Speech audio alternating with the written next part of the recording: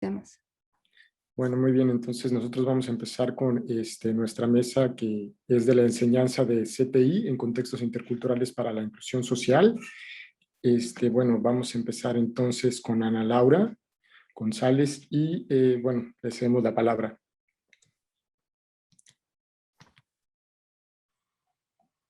Buenos días a todos y todas. Ya estaba yo compartiendo pantalla en estos momentos. Espero que ya, creo que ya no logré compartir, ¿verdad?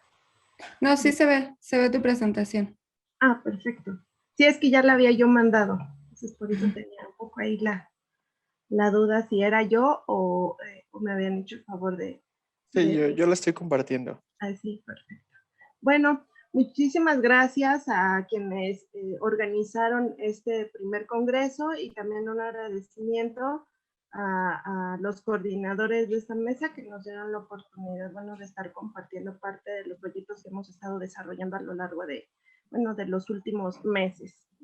Bueno, mi presentación lleva por título La diabetes, sobrepeso y obesidad, un problema de salud en México, una visión desde la apropiación social de conocimiento y la educación de la ciencia. Siguiente, por favor. Como un primer momento, les quiero presentar cómo estará estructurada mi presentación. Primero, les daré una pequeña introducción, la cual presenta todo un panorama general sobre los efectos de la diabetes en México, las acciones para la mitigación de la diabetes en México y una perspectiva desde la apropiación social del conocimiento. Posteriormente pasaremos a la exposición de la metodología y por último daré unas breves conclusiones sobre el trabajo que realicé. Siguiente, por favor. Y bueno, como un primer punto, sí quisiera presentarles o exponerles un poquito sobre este concepto que es la diabetes, que nos acerca un poco a reconocer qué es este problema de salud, ¿no? De acuerdo con algunos artículos, la diabetes mellitus es la elevación de la glucosa o azúcar en la sangre debido a que el páncreas no produce suficiente insulina. Esto es un problema, al menos en nuestro país, porque bueno, por la cercanía, ¿no?, también que tenemos con Estados Unidos y la integración de la industria de productos envasados, pues bueno, ha generado que este problema se acentúe de manera importante en nuestro país. Y fíjense, el problema, ¿no?, radica también en que la mayoría de las personas que presentan esta enfermedad no presentan síntomas. Entonces, cuando ya presentan síntomas complicados es cuando, bueno, se dan cuenta que tienen diabetes mellitus. Y un problema más, pues, es la comorbilidad, ¿no? Esa relación con otras enfermedades como la obesidad, el sobrepeso, enfermedades de corazón, hipertensión, entre otras que, bueno, llegan a generar un problema todavía aún mayúsculo. Y ahorita lo vamos a ver más adelante. Siguiente. El sobrepeso y la obesidad, de acuerdo con la Organización Mundial de la Salud, se definen como una acumulación anormal o excesiva de grasas que suponen un riesgo para la salud. Y esto se relaciona mucho con la diabetes también, porque también tienen una cierta relación con algunos factores que generan estos tres padecimientos. Uno, pues bueno, es el aumento de la ingesta de alimentos con alto contenido calórico, el descenso de la actividad física y más aún ahorita que en este periodo que se nos dio de confinamiento, que casi es un año sin tener actividad física, sin poder salir, pues bueno, eso también va a complicar un poquito más las cosas ahora que esto termine. Y pues también, ¿no?, las dinámicas actuales, las formas de trabajo, los medios de transporte, la creciente urbanización, pues van generando que este tipo de problemas se acentúen. Siguiente, por favor.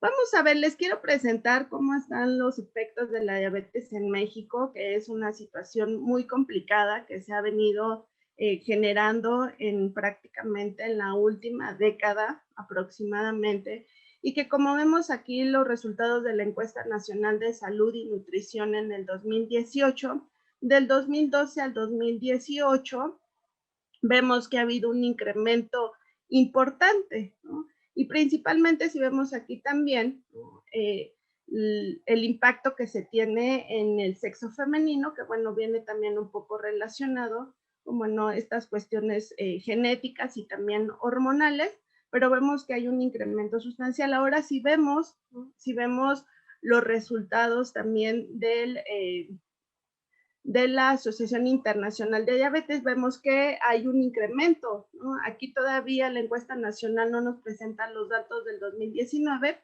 pero la asociación sí, ¿no? Y nos da un porcentaje del 12.8 aproximadamente. Entonces, si con esos datos, ¿no? Vemos este panorama, pues prácticamente está incrementando el número de diabéticos en México, ¿no? Siguiente, por favor. Y ahora si nos vamos a los resultados del sobrepeso y la obesidad, también vemos que si bien no ha incrementado sustancialmente, pero bueno, ya si lo vemos de manera compaginada con el incremento de la diabetes, pues vemos que también, ¿no? Se está teniendo un incremento, ¿no? En una aceleración importante en lo que respecta a los números también de personas con obesidad y sobrepeso. Siguiente, por favor. Y fíjense aquí algo bien interesante que les quiero compartir, ¿no? Y preocupante para nuestro país, es que la diabetes mellitus es la segunda causa de muerte en México. Sin embargo, a pesar de que está en el segundo lugar, vemos que en el primer lugar están las enfermedades de corazón. Pero estas enfermedades de corazón pues también vienen muy relacionadas con la diabetes mellitus. Entonces, podemos considerar, ¿no? Que la diabetes mellitus pues todavía sigue posicionándose entre el primer y el segundo lugar de causas de muerte en México. Vi unos previos, ¿no? Sobre las principales causas de muerte en México ahora que se presentó la pandemia de COVID-19, ¿no? Y prácticamente continúa en los primeros lugares, lo cual es sumamente preocupante, ¿no? A pesar de que se dio el virus SARS-CoV-2, ¿no? Sigue la diabetes siendo una de las principales causas de muerte en nuestro país y que fíjense también, ¿no? Al menos los reportes disponibles que se nos presentaron aquí en México es que los pacientes con diabetes mellitus pues presentaban un mayor riesgo de evolución desfavorable y de presentar complicaciones a causa del virus SARS-CoV-2. Entonces, el panorama para México, al menos en este último año, fue sumamente complicado porque, bueno, estos aspectos de comorbilidad, ¿no? Pues acentuaban, ¿no? el hecho de que se dieran o que fueran un factor de fallecimientos importantes a causa de este virus. Siguiente, por favor. A pesar de todo esto, en los últimos 3 gobiernos, y les presento esta tablita, se dieron acciones, se presentaron acciones, se desarrollaron programas, estrategias que permitieron de algún modo ver que este problema estaba presente en nuestro país y que era importante darle solución. Con Felipe Calderón, bueno, se dio este Programa Nacional de Salud, donde hubo un apartado que estaba muy especificado, el problema, la situación de la prevención de la diabetes mellitus, con Enrique Peña Nieto, que estuvo en periodo de 2012 al 2018, bueno, se dio esta Estrategia Nacional para la Prevención y el Control de Sobrepeso, la Obesidad y la Diabetes, que fíjense que dio pauta a que se desarrollaran diferentes acciones. Estas solamente son algunas, porque por ahí también se dio una disminución, por ejemplo, en presentar publicidad, ¿no? Sobre alimentos envasados, ¿no? También se generaron proyectos de activación en las escuelas de educación básica, entre otros, ¿no? Y con Andrés Manuel López Obrador, pues bueno, ahorita por el momento está esta modificación del etiquetado, ¿no? Que pues prácticamente va iniciando, entonces vamos a tardar un poquito también en ver los efectos, ¿no? que genera, ¿no? Esta modificación de la norma, ¿no? y que es bien preocupante porque, bueno, no tenemos una estrategia o un programa a nivel nacional, ¿no? Prácticamente se están generando proyectos como este, pero de manera como aislada, ¿no? Y eso también lo vamos a ver un poquito más adelante. Siguiente. El concepto en el que baso esta investigación que he estado desarrollando prácticamente a lo largo de este último año, ¿no? me pareció muy importante, ¿no? Integrar lo que es este concepto de apropiación social del conocimiento, de la ciencia, porque nos da ese acercamiento, ¿no? Hacia el desarrollo científico y tecnológico como sociedad, y que nos da esta posibilidad de ir incorporando, ¿no? Estas representaciones científicas y tecnológicas, ¿no? a la modificación de prácticas, que creo que es lo que se necesita ahorita para poder ir al menos desacelerando el incremento de diabéticos en nuestro país. Y para ello, pues bueno, me voy a acercar más a lo que es la apropiación fuerte, ¿no? Donde, bueno, como vemos, para poder llegar a este tipo de apropiación, pues bueno, tenemos que tener en cuenta algunos factores como son la comunicación y el periodismo, ¿no? La educación científica y tecnológica y la participación activa de lo que llamamos redes sociales de innovación. Yo me voy a acercar un poquito más a esta parte de la comunicación, ¿no? Pero sin dejar a un lado, ¿no? Un poco esta parte de la participación activa y retomando también algunos puntos en lo que respecta a la educación en los diferentes niveles, que ahorita vamos a ir un poquito más a ese aspecto, ¿no? Siguiente.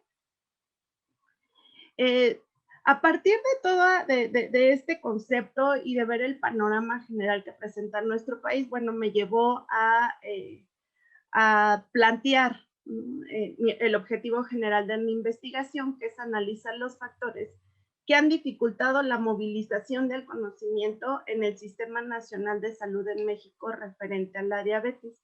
Y de ahí, bueno, se desprende mi pregunta de investigación.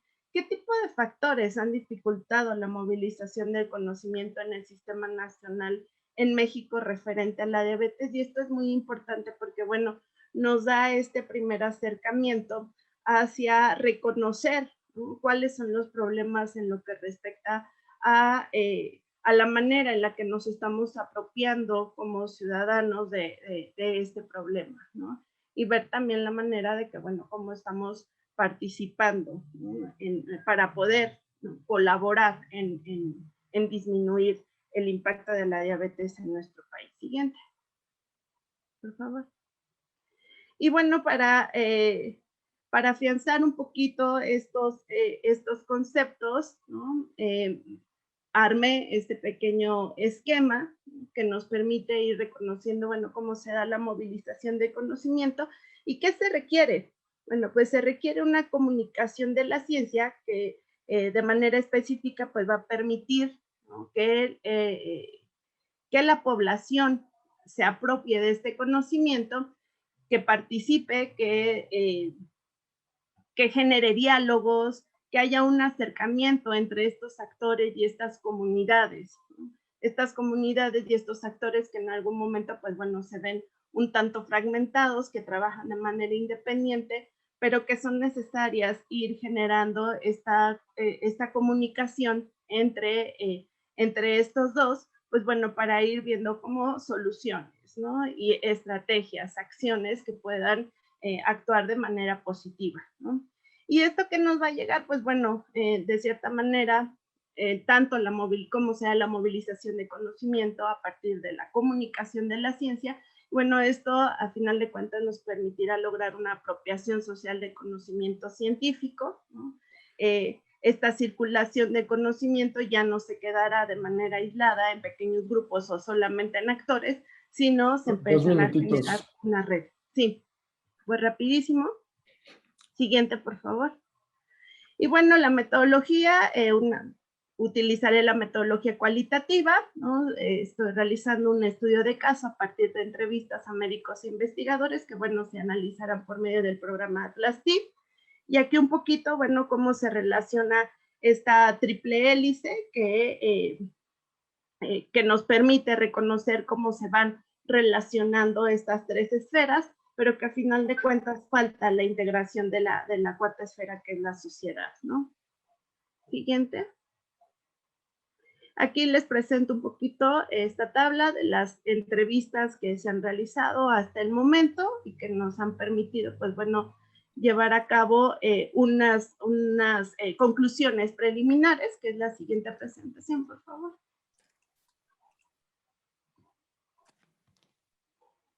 Siguiente. Y que nos permite, ¿no? Estos resultados preliminares acercarnos a reconocer, bueno, cuáles son estos factores que han imposibilitado el movimiento de conocimiento, ¿no? Es la carente comunicación entre comunidades científicas y sociedad, ¿no? La necesidad de contar con un proyecto por parte del gobierno enfocado en problemas de la diabetes, que lamentablemente en el actual sexenio no contamos, entonces están dando proyectos como de manera aislada, ¿no? La necesidad de generar grupos de investigación multidisciplinarios, pero también más amplios, donde se integren otros grupos de investigación, y considerar los contextos actuales al momento de generar acciones, programas y estrategias para la mitigación de estos tres problemas de salud en nuestro país. Y ya por último, siguiente por favor, las conclusiones a las que llegamos es que la diabetes, la obesidad y el sobrepeso son un problema de salud que deben incluirse como un tema primordial en la agenda del gobierno mexicano, y yo creo que aquí es una exigencia de manera inmediata porque, bueno, al salir del confinamiento, pues nos vamos a enfrentar a estos problemas. No se tiene una estrategia, no hay nada proyectado para cuando salgamos del confinamiento, entonces es necesario una actuación urgente, ¿no? En este sentido por parte de las instituciones que integran el Sistema Nacional de Salud, que si bien algunas todavía traen consigo estas acciones dejadas en sexenios anteriores, pero pues bueno, siguen siendo como muy de manera particular en cada una de las instituciones, ¿no? Los conceptos de apropiación, movilización y comunicación, ¿no? Deben ser considerados en la construcción de acciones, programas y estrategias en materia de salud. Esto creemos que, bueno, puede, ¿no? Aportar de una manera importante, ¿no? la integración de la sociedad. Es necesaria la apertura de diálogos y espacios para compartir este conocimiento con la ciudadanía, ¿no? Y que pues permita, ¿no? abrir estos canales de democratización de conocimiento para afrontar las emergencias sanitarias del siglo XXI en nuestro país, que la diabetes, bueno, es un problema que pues yo creo que va a seguir muy persistente y que es Ya todo se un te reto acabó el tiempo. a nivel internacional. Muchas gracias. Con esto concluyo. Muchísimas gracias, Ana Laura. Gracias. Ahora vamos a pasar, bueno, dijimos que las preguntas se van a quedar al final, como lo hemos estado haciendo todo el tiempo durante el Congreso. Entonces, vamos ahora a cambiar un poquito el programa. La siguiente en presentar va a ser Senia. Entonces, te voy a pasar la palabra. Sí, bueno, estoy aquí para compartir pantalla.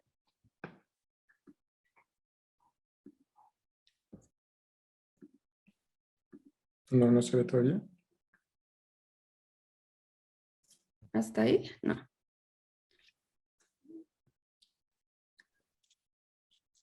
Seleccione la pantalla que quiere compartir y luego... Es que me pone como preparando diapositivas. No sé por qué. es que... Ahí está. Ya, ahí va. Creo que ya iba. Bueno, primero que nada, en lo que se pone la presentación, pues les damos la bienvenida, ya lo había dicho Armando, y sobre todo, bueno, esta mesa se ha pensado con base en pensar diferentes tipos de inclusión social a través de los contextos interculturales que existen en toda América, ¿no? Entonces, bueno, Mi presentación, pues la titulé Desafíos epistemológicos para la enseñanza de la química en contextos interculturales.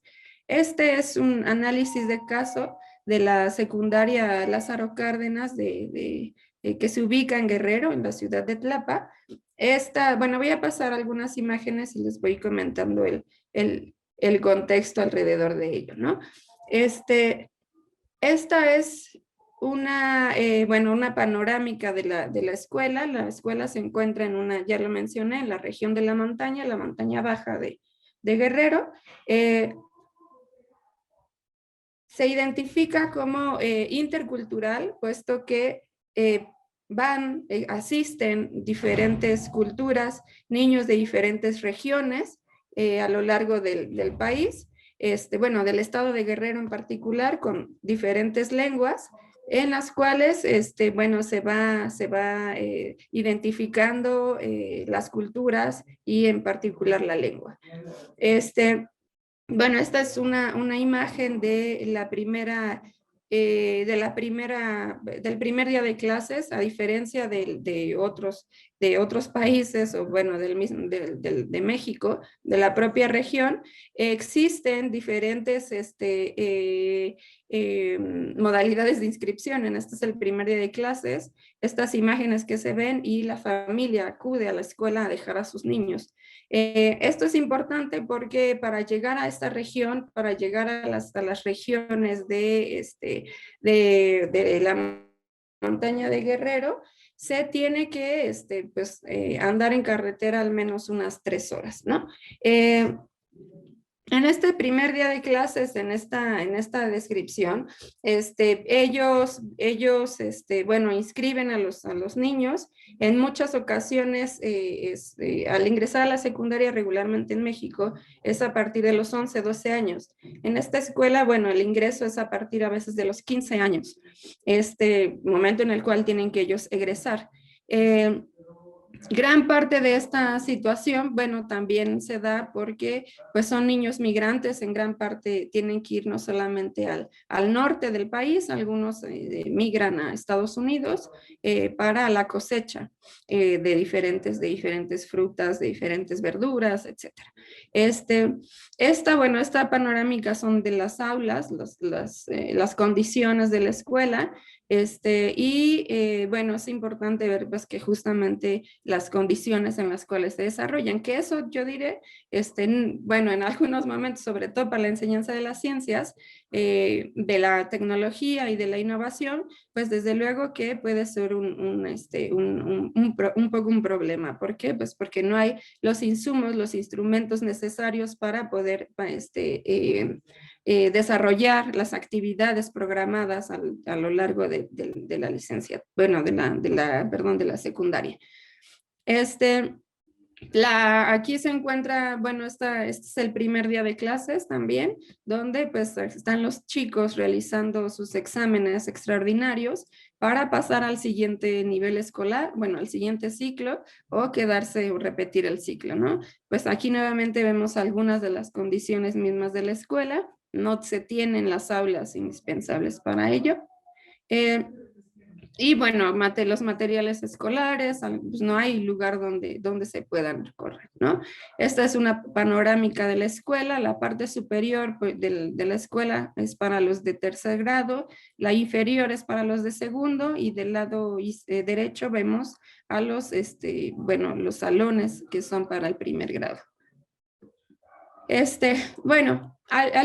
Un contexto y problemáticas referentes a la educación en ciencias en México, pues que en muchos casos, a partir de este análisis, o diferentes análisis que hemos realizado, nos damos cuenta que hay profesores que son improvisados en la enseñanza de las ciencias. Es decir, sobre todo en esta escuela, entrevistando a los profesores, pues tienen una carrera trunca en muchas ocasiones, no son profesores formados para la enseñanza, regularmente estudiaron física o estudiaron química, pero no terminaron su carrera, ¿no? Los materiales y libros de texto son homogéneos. Es decir, los materiales que se tienen o que se estudian son igualmente para todo el país, en México, lo cual crea un problema en el sentido específico, mencionaré, la comprensión misma de la ciencia. Dado cuenta, también es importante que dar cuenta de la situación en la cual se desarrollan estas cuestiones, ¿no? ¿Por qué? Porque, bueno, ya como lo mencioné, muchos de los niños que ingresan a esta escuela solamente han aprendido a través de su lengua materna, que puede ser náhuatl, tunzabi, nasabi, bueno, las que están en esta región, ¿no? Eso desde luego es un problema, ¿por qué? Porque ya cuando ingresan a la secundaria, el texto o los libros se encuentran únicamente en español, lo cual, bueno, es un choque cultural, es un choque de aprendizaje para los niños. Hay una nula presencia de políticas interculturales a pesar de la diversidad de estudiantes. Las instalaciones, bueno, ya vieron, de estas no voy a hablar más. Existe única representación del mundo, es justamente la visión occidental y entendida como conocimiento científico y tecnológico, ¿no? Que en ocasiones también es mal comprendida. ¿Por qué? Por esa especialización o poca especialización de los alumnos, de los profesores, perdón.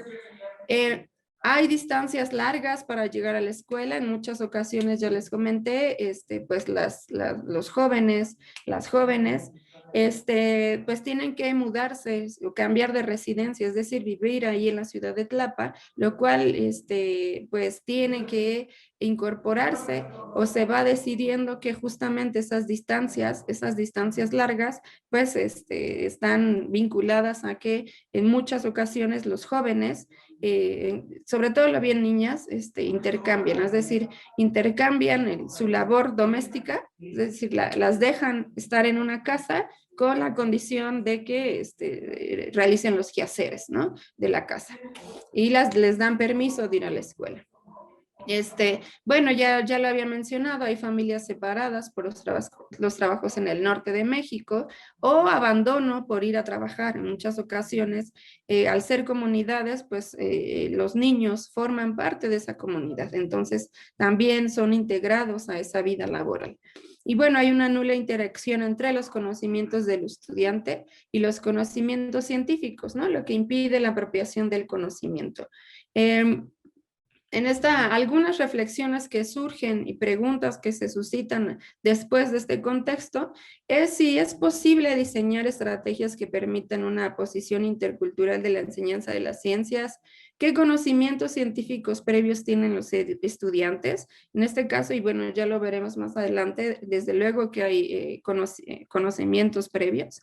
¿Qué características debe contener la enseñanza de la ciencia? ¿Qué características de la práctica de la enseñanza de las ciencias?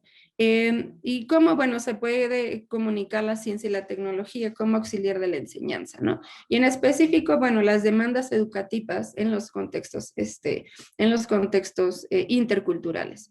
Esta me la voy a brincar porque, bueno, Ana ya también hace referencia a esta diferencia y definición de apropiación social del conocimiento. Lo que sí me voy a situar en esta parte de que si pretendemos constituir una sociedad de conocimientos,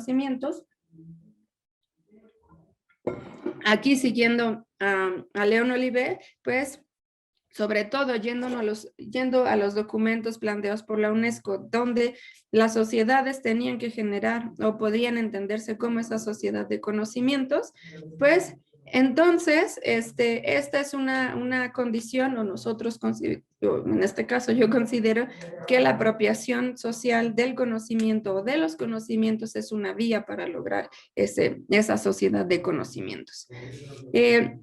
León Olivet, bueno, manifiesta que los tres medios para lograr estos dos tipos de apropiación se dan a través de la comunicación de la ciencia y la tecnología, de la educación científica y tecnológica en sus diferentes niveles y la participación activa de lo que él llama o se llama las redes socioculturales de innovación. Yo me centraré en este trabajo, evidentemente, en el segundo punto, en el que pues la educación científica justamente se logra o se incorpora en este papel, en este importante papel. Bueno, ahí yo planteo, y este es uno de los aportes que realicé en mi investigación doctoral, es que justamente la comunicación de la ciencia puede ser una herramienta para integrar los conocimientos, los diferentes tipos de conocimiento que existen en las comunidades, ¿no? No únicamente con conocimiento homogéneo, ¿sí? Sino retomar aquellos otros, ¿no? Entonces, bueno, pongo los dos modelos que son los más discutidos desde la comunicación de la ciencia. Quizá el más conocido es este modelo de déficit, donde el conocimiento científico es trasladado por el científico y llevado hacia un público homogéneo, ¿no? Es decir, hay una unidireccionalidad. Dentro de esta condición, pues el conocimiento, o bueno, surgen críticas alrededor de este modelo, el modelo de déficit, y se propone, por su parte, el desarrollo el modelo democrático. La diferencia con el modelo de déficit es que el conocimiento científico es trasladado a través de las conferencias de consensos, pero se incentiva la participación pública y los expertos. ¿Cómo se hace esto? Pues justamente a través de esa herramienta, que son las conferencias de consensos, y lo que se toma una decisión, por ejemplo, supongamos el maíz transgénico en México debe ser aprobado, y bueno, la decisión se va tomando de acuerdo a los expertos, a la industria, digamos Monsanto, al público, sobre todo a lo mejor campesinos, y se toma una decisión, ¿no? Pero sin embargo, pues yo hago una crítica a ese modelo porque finalmente sigue siendo homogéneo y tolerante, es decir, implementa o se incide sobre una cosa muy específica, sí o no, y no importa esas otras opiniones, ¿no? Entonces, yo dentro del modelo multicultural, pues lo que propongo es que el conocimiento científico y tecnológico, desde luego, sea llevado por expertos, pero no únicamente por expertos, sino la comunidad, y se incorporen otros tipos de conocimiento, ¿no? Esto lo que nos permite es un diálogo permanente y pensar en una sociedad plural en la que se incorporen diferentes tipos de conocimiento. Esto, sobre todo, o sea, pensándolo en esta comunidad en específico, en la escuela, no es que se hagan libros de texto solamente para esa escuela, ¿no?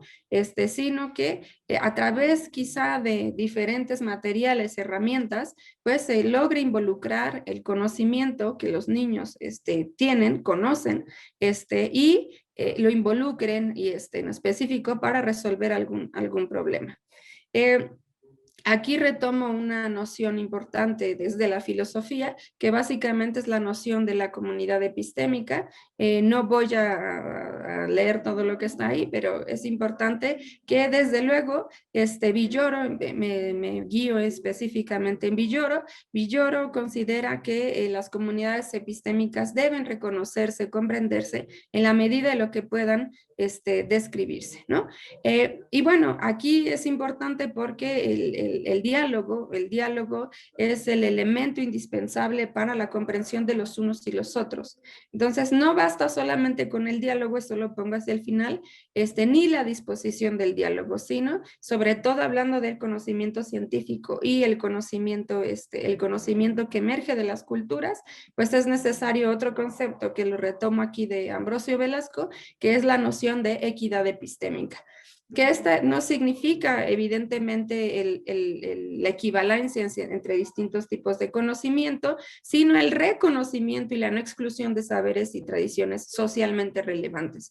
Aquí esto de socialmente relevantes, estas tradiciones, pues son las que han pasado de generación en generación, ¿no? Hay un principio de equidad epistémica que desde luego este principio nos podría poner en esta simetría entre los diferentes tipos de conocimiento. Entonces, estos elementos teóricos a mí me han permitido trasladarlos hacia la escuela, ¿no? Voy a mostrar los diferentes trabajos que se realizaron en esta secundaria. El primero de ellos es este proyecto que está basado para los niños los estudiantes de primero de secundaria, que se denomina ¿cuál es la estructura de las plantas? Aquí incorporamos el conocimiento de los niños, es decir, sin recurrir al libro. Este es un conocimiento de biología que tienen que aprender en el primer grado, pero sin embargo está estandarizado, ¿no? Sobre todo es una crítica también a las pruebas estandarizadas, donde pues no toma en cuenta el conocimiento que emerge dentro de estas comunidades, dentro de los niños, ¿no? Entonces aquí... Bueno, sin haber mirado ellos el libro, pues ya lo mencioné, regularmente estas son comunidades que se dedican a la siembra y la cosecha y saben perfectamente cómo es el uso, el manejo. No basta, digo, yo recuerdo a lo mejor en la primaria, sobre todo en la secundaria, que nos ponían a germinar frijoles, ¿no? Y esta germinación, por ejemplo, de frijoles, que es un proceso que tarda, no sé, a lo mejor una semana, es ir observando, ir viendo cómo es. 2 minutos, Enia. Sí, ya voy. Este, pues ellos no necesitan, por ejemplo, hacer ese experimento. ¿Por qué? Porque lo conocen perfectamente. Entonces aquí trasladaron ellos en su lengua, les dijimos que por favor sus dibujos fueran en su lengua, porque eso además distingue, ahí reconocemos no solamente el conocimiento que tienen los niños, sino el reconocimiento también de otras lenguas, ¿no? La diversidad lingüística, que en muchas ocasiones la escuela es la primera que niega la diversidad lingüística. Bueno, aquí hay otro proyecto que le denominamos el proyecto de Agua en Movimiento y ellos en diferentes planos inclinados tenían que pensar cómo sembrar, qué era lo que iban a sembrar. Entonces, si se dan cuenta, bueno, pero además que el agua llegara a todas las regiones, ¿no? Entonces, bueno, aquí vemos que a pesar, en terrazas, sobre todo ellos viven en montaña, entonces los planos inclinados no servían para la física, explicar el fenómeno, ¿no? Desde la física. Y finalmente, el proyecto sobre átomos y moléculas, que tiene que ver con la química en particular. Y bueno, finalmente, solo para terminar y dado el tiempo, considero que este es uno de los momentos, o es relevante identificar cómo la biodiversidad es crucial justamente para la supervivencia del mundo biológico. Es decir, ese reconocimiento de la diversidad cultural de la ciencia y la tecnología es igualmente importante como lo es el mundo biológico para el desarrollo sustentable, ¿no? Entonces, bueno, esta es una cita de Aikenhead y muchas gracias. Muchas gracias, Enia. Bueno, como estamos diciendo al principio, vamos a pasar todo lo que vienen siendo las preguntas para el final. Cualquier duda que tengan o pregunta, por favor, en el chat. Y bueno, ahora vamos a pasar con la siguiente ponencia, que es de Lilia Sarmiento. Vamos a ver, Lilia, ¿estás por ahí ya? ¿Qué tal? Buenos días. Buenos días. Voy a compartir pantalla.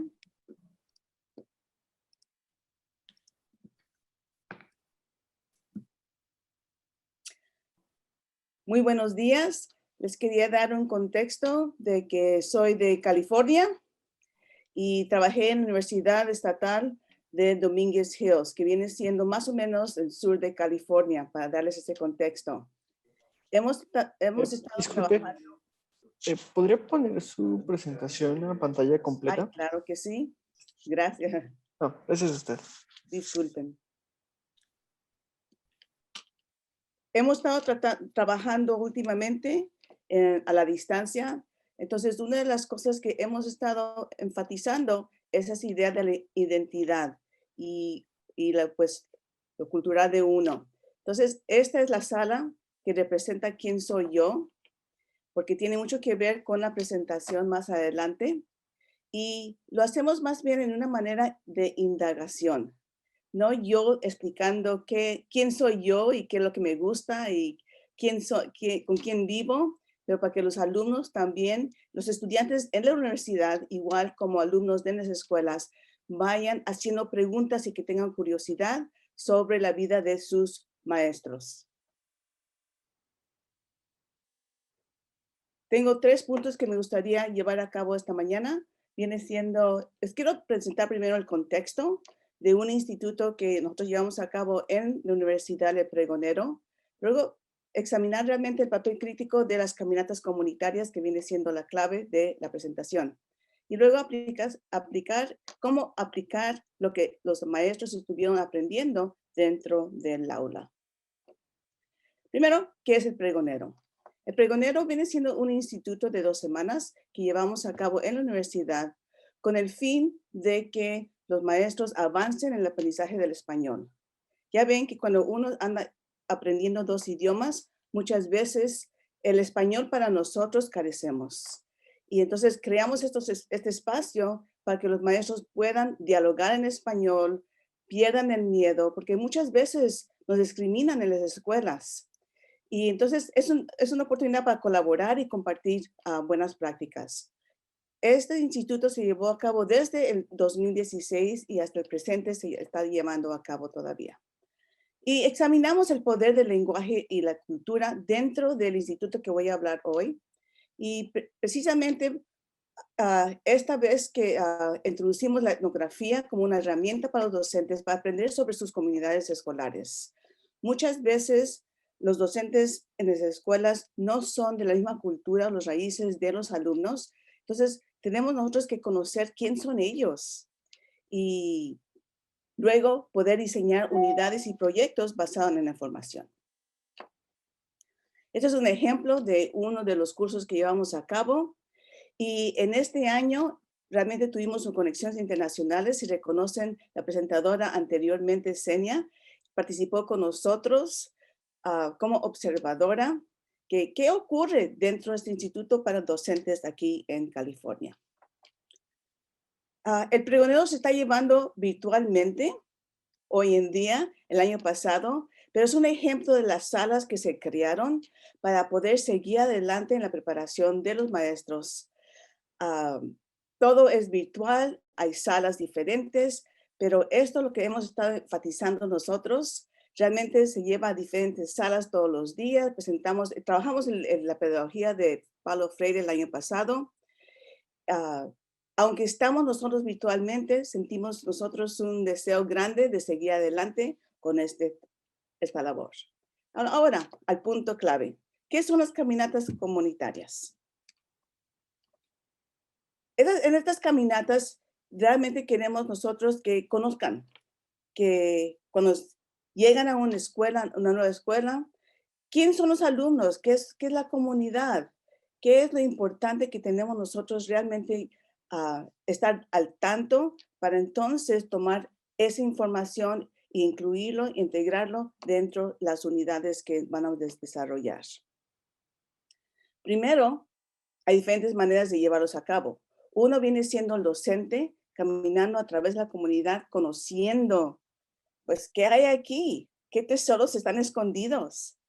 Otro tipo de caminata viene siendo con los mismos alumnos, son que le demuestran al maestro qué hay en la comunidad, cuáles son los puntos de interés, quién son las personas que conocen la historia de esa comunidad. Y luego, como grupo, los alumnos pueden hacer caminatas para conocerse uno al mismo. Muchas veces tenemos nosotros diferentes razas en las escuelas y diferentes niños que sean inmigrantes, niños que han vivido aquí por muchos años, otros alumnos que hablan un idioma y no hablan el otro. Entonces hay que conocerlos porque eso ha creado realmente mucho conflicto en las escuelas. Y si grupos de alumnos lleváramos nosotros a esos niños a través de las comunidades para mejor conocernos, llevaríamos mucha más paz dentro de nuestras escuelas y nuestro medio ambiente. Les voy a dar un ejemplo. En este año fuimos a una comunidad que los alumnos no conocían, pero estaba cerca de una escuela. Entonces, escogimos un punto de reunión que fue, pues, la comida. Para todo el mundo, la comida como que nos atrae. Y quiero que se fijen en esta comunidad en California y qué es lo que notan. ¿Qué es lo que notan de esta comunidad? Si no supieran ustedes que fue en California, entonces dirían, puede ser cualquier lugar a través en el mundo. ¿Por qué? Porque el idioma es en español. Entonces, vamos nosotros que es una comunidad latina, y digo latina porque hay muchas personas de diferentes lugares dentro de aquí, pero nos damos cuenta de que, pues sí, tienen piñaterías, tienen sus jardines, bueno, sus huertos. Aquí decimos jardín, yo sé que es un huerto donde cosechan ellos sus alimentos y también tienen apoyo para las mujeres. Luego encontramos en esta comunidad y estaban muy sorprendidos los docentes que asistieron de que había una cooperativa donde esta comunidad está tratando de salir adelante y traen todo mundo, pues, personas que vienen de El Salvador, de Guatemala, de Honduras, de México, vienen y traen las cosas que ellos hacen para vender.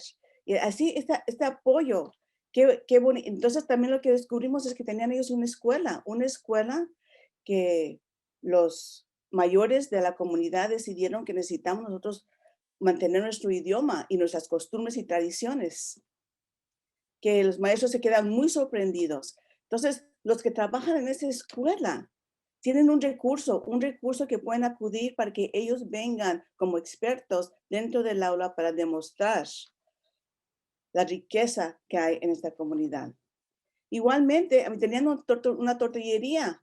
Entonces, nosotros si estamos en segundo año, por ejemplo, trabajando los negocios y la comida, entonces pueden ellos invitar o ir a conocer un poquito más sobre eso. Luego también con ese lente de etnógrafo, enfocarnos en los detalles. Esta comunidad tiene orgullo en la limpieza, en los colores, cosas y utilizar, por ejemplo, aquí para hacer una banca, cosas básicas. Y también vemos la modernidad con Facebook y Pinterest y todo en la ventanilla de este lugar. Los murales que representan quién son. Entonces hubo mucha información que aprendimos y luego hablar con la gente. Ahora aquí fue donde los docentes se tuvieron un poquito más resistentes porque ¿cómo que voy a ir a platicar con la gente? Claro que sí, para conocerlos. Ahora doña Elena ¿por qué? ¿Por qué estaba ella allí? Que lo que hace nos platicó todo, que ella quiere ser independiente, no quiere únicamente depender de su marido, pero poder tener su dinerito para poder gastarlo como ella quiera. Entonces, pues claro, le compramos sus nopalitos y conociendo la gente de la comunidad, entonces enriquece quién somos nosotros y podemos nosotros entonces ellos traerlos dentro del aula como personas para que entrevisten y conozcan más sobre la comunidad. Luego, la gran sorpresa es de que la famosa altarista Ofelia Esparza también tenía su estudio aquí en esta comunidad. Y ella nos platicó mucho de la historia de la comunidad, de quién es ella, cómo empezó. Ella fue la que empezó el movimiento de Día de los Muertos aquí en Los Ángeles. Ella llevaba sus costumbres que ella conocía y las trajo aquí porque no quería que se perdieran. Ahora, con eso hay que tomar una acción. Ya conocemos esta comunidad, entonces, ¿qué podemos hacer? ¿Qué podemos hacer? Utilizamos nosotros las normas de justicia social para guiarnos entre esto, identidad, diversidad, justicia y tomar acción. Con eso les voy a dar un ejemplo. Yo trabajo en la escuela donde van mis nietos, en la ciudad de Alhambra, Fremont School. Ahora, dentro de esta comunidad escolar, yo les digo a los maestros, pues hay que conocerlo. Entonces, ¿qué es lo que conocen ustedes como docentes? ¿Y qué les gustaría saber de esta comunidad? Igualmente se puede hacer con los alumnos, para que ellos veamos qué es lo que saben, qué es lo que quieren saber, otra vez, porque es importante que ellos vayan haciendo preguntas. Entonces, vamos a ver la calle. La calle que queda a 3 cuadras de la escuela es una calle regular, pero ¿qué encontraríamos nosotros en esta comunidad? Pues como vemos, lugares de comer, hay muchos lugares de comer, farmacias, un hotel que a veces se me hace un poco sospechoso, pero lo que quiero llamar la atención es lo que está encuadrado en amarillo. Es una tintorería que cerró. Entonces yo les pregunto a las maestras, ¿por qué ha cerrado? ¿Por qué tiene 2, 3 años que no ha cerrado? Yo quiero que los niños vayan haciendo esas preguntas. ¿Por qué no se abre? Había otra tintorería a otra cuadra que sí abrió, y pusieron una iglesia, ¿y por qué esta no? Y nos vamos dando cuenta que hay contaminación debajo de la tintorería, y cada noche y una vez al mes viene un camión grande y va sacando esa contaminación, que si hubiera un terremoto causaría mucho daño a la comunidad. ¿Quién sabe eso? Entonces, queremos que los niños hagan algo, porque entonces tomar la acción de escribirle a las personas en la política para quitar eso, quitar este daño, y lo tienen muy escondidito. Luego, también lo importante es, pues, ¿qué falta? ¿Qué falta en esta comunidad que no tenemos? Y lo que realmente resalta es que hay una comunidad grande latina y no hay lugares para comer de comida mexicana, salvadoreña, a mí no importa. Y también no hay una panadería. El pan es casi sagrado en cada hogar y no hay nada cerca en la comunidad. Entonces, aquí es donde tenemos que tomar acción. ah, para ver si podemos traer un negocio apropiado para la comunidad. Y luego también es empezar a indagar, a hacer preguntas y a entrevistar a los dueños de estos negocios. Algunos de ellos han estado aquí por años y años. Entonces, ¿cuál es la historia?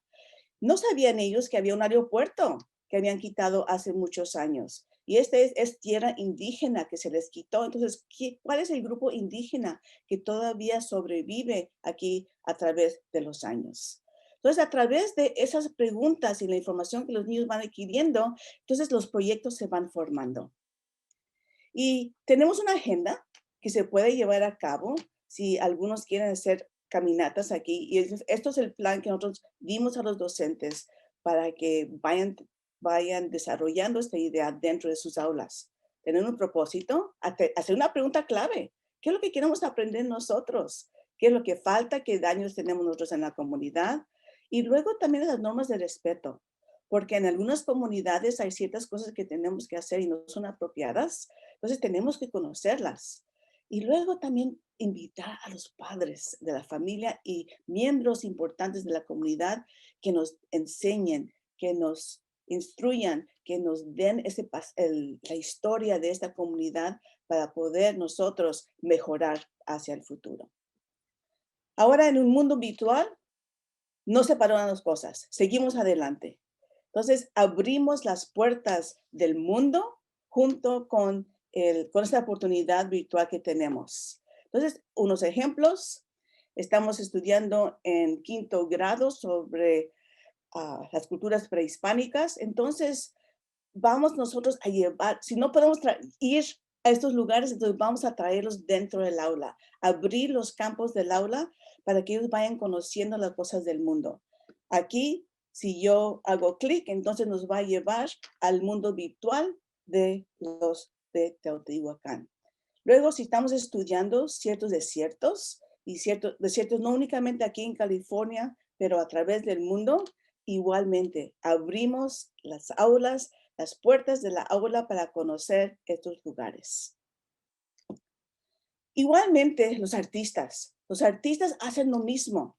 Entonces, la integración del currículum dentro del aula es muy importante.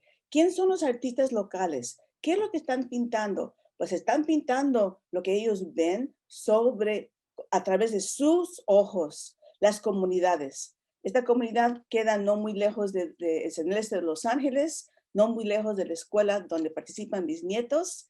Y entonces, a través de las pinturas, vamos nosotros también conociendo las comunidades cercanas, con diferentes, en una manera más global. Entonces, también con el ojo de un etnógrafo, los detalles que se ven en esa comunidad. Podemos nosotros ahora invitar a este artista que venga a darnos el punto de vista. Esta escuela es una escuela, la más escuela cercana de la escuela que van mis nietos. Entonces, viéndolos a través de sus ojos, aprender que los niños vean el mundo de otra manera a través de las pinturas. Este es otro ejemplo. Entonces, como modo de cierre, las caminatas son importantes primero para que los docentes conozcan a sus alumnos y su comunidad, porque así entonces pueden integrar esa información dentro del currículum de la escuela. Luego, identificar los recursos que tenemos.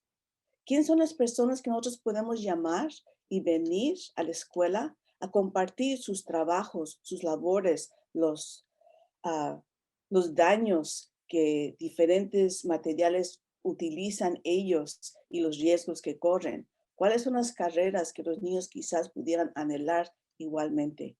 ¿Y cuáles son los retos que tenemos que nosotros estar al tanto? Entonces poder hacer algo para hacer esos cambios hacia el futuro, porque ese es el futuro de ellos. También abren las oportunidades para proyectos basados en las indagaciones de los niños, las preguntas, para que no todo se les dé con cuchara, pero para que ellos mismos tomen acción para hacer los cambios necesarios para un futuro. Entonces, con eso me despido. Ha sido un placer participar con ustedes esta mañana en este congreso.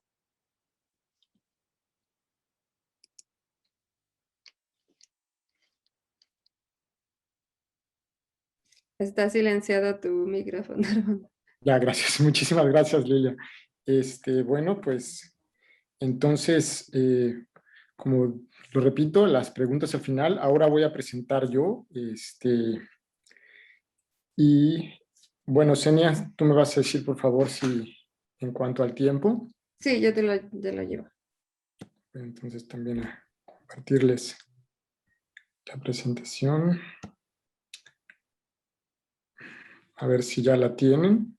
Avísenme porque no puedo ver yo. Ya ahí se ve. ¿Ya se ve?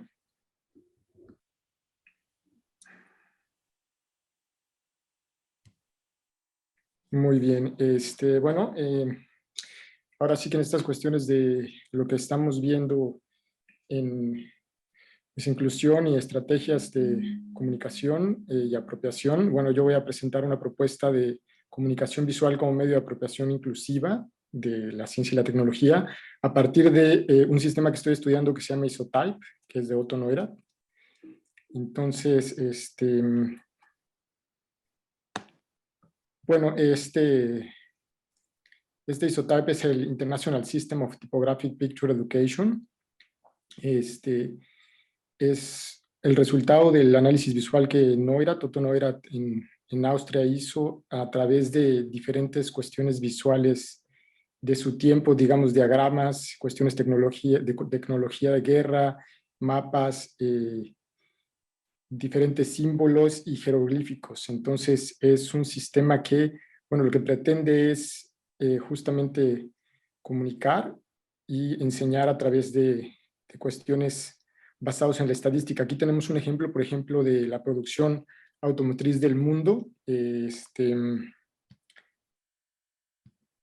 Podemos ver aquí justamente de 1914 a 1928, ¿no? Es un ejemplo de lo que son cuestiones de su sistema, en donde, bueno, no hay mucho que decir, se puede ver perfectamente la cuestión.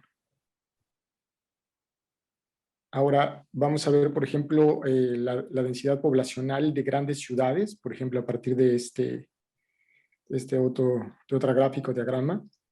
En Nueva York, London, París, Berlín, ¿no? Estamos hablando aquí de 200 metros cuadrados, cuánto número de personas, ¿no?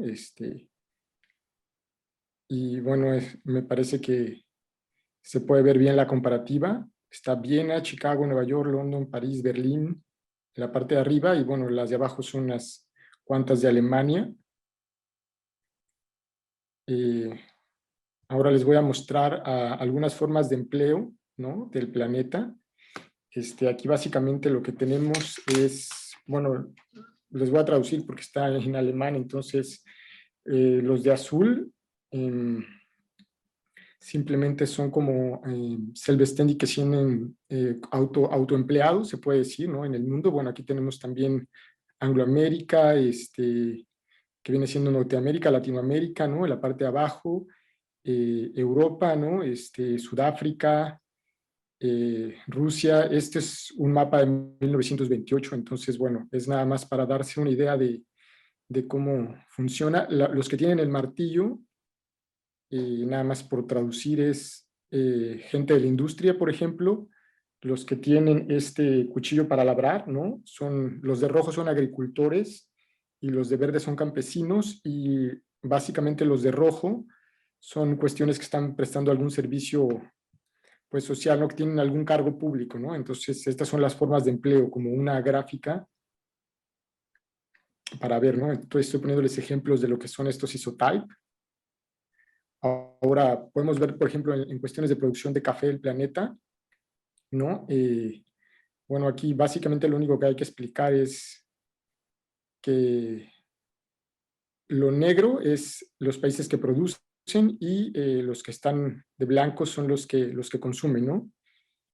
Y estamos hablando de cada figura representa 1 millón de ¿no? De toneladas de estos productos, ¿no? Entonces, bueno, ¿dónde empieza este trabajo educativo visual? Bueno, este trabajo de educación visual empieza en el Museo de Viena, ¿no? de Economía y Sociedad, que fue dirigido lógicamente por Otto Neurath. Y él, bueno, el museo tenía el objetivo de comunicar, ¿no? La problemática social y económica de su tiempo. ¿Y para qué? Bueno, para incluir, ¿no? A la sociedad dentro de la toma de decisiones, ¿no? Y discusión de problemáticas, ¿no? Y solución conjunta. ¿Qué problemáticas teníamos entonces? Bueno, les voy a poner, estábamos hablando de un tiempo en el que Viena, estoy situándome en Austria, Viena, centro de Europa, y los cambios económicos, bueno, además de por los dos periodos de guerra, que se dan también por la Revolución Industrial. Tenemos otros problemas como las lenguas, porque está en un punto geográfico donde atraviesan muchos países, ¿no? Y bueno, estas lenguas también generan una desigualdad de conocimientos y desempleo, ¿no? Entonces, bueno, él se pregunta, ¿cómo lo solucionamos? Bueno, hay que solucionarlo por medio de la comunicación visual, porque para él las palabras dividen y las imágenes nos conectan, ¿no? Como ya lo vimos ahora en las exposiciones y lo que estamos haciendo. Entonces, a partir de esto, las temáticas y departamentos o líneas temáticas del museo, de este museo a tratar de comunicar, bueno, por departamento que era el de trabajo y organización, digamos que lo que importaba más era la distribución social, de asentamientos y desarrollo urbano, las condiciones de vida, de higiene social y seguridad social, la salud, y de vida intelectual y escuelas, la educación, ¿no? Estas son las temáticas que se trataban de comunicar visualmente. Y aquí les tengo un ejemplo de unas gráficas de ese tiempo, ¿no? Por ejemplo, aquí otra vez vemos la distribución social de la Tierra, ¿no? Cada individuo representa 500 millones, ¿no? De los que tenemos. Luego aquí en las condiciones de vida tenemos pues el número de baños o las características que los departamentos en ese entonces, ¿no? Tenían, o lo que les faltaba a los departamentos por medio de símbolos. En salud tenemos unas gráficas aquí, pues bueno, también para cuestiones de tuberculosis y de problemas del pie que se dan también. Y en educación, bueno, aquí en 1922 y 1924, cómo se repartía el alimento, ¿no? Digamos que solo son parte de algunas gráficas, que son muchísimas en cuanto a cada temática que hay. Y como les mencionaba, bueno, primero vimos que hay un cierto tipo de conocimientos estadísticos, que estos conocimientos fueron los primeros que les presenté, que es conocimiento científico en base a estadística, pero también tenemos otro tipo de conocimientos que los voy a llamar esquemáticos, porque hay muchas cosas que no se pueden decir por medio de la estadística. Entonces, este otro grupo de conocimientos que también es importante de transmitir, que podría ser ahorita el caso del corona, ¿no? Como la tuberculosis, son gráficas del tiempo, de hace 100 años, ¿no? Estamos hablando de 24, 30, 1900. Y bueno, aquí se puede ver que fácilmente se podrían usar para atacar ahora nuestros problemas de salud o prevención, ¿no? Digámoslo así, ¿no? Que es básicamente la cuestión de comunicación. Ahora, ¿cuáles son? Esto lo voy a bajar al contexto de América, porque es lo que realmente aquí importa, ¿no?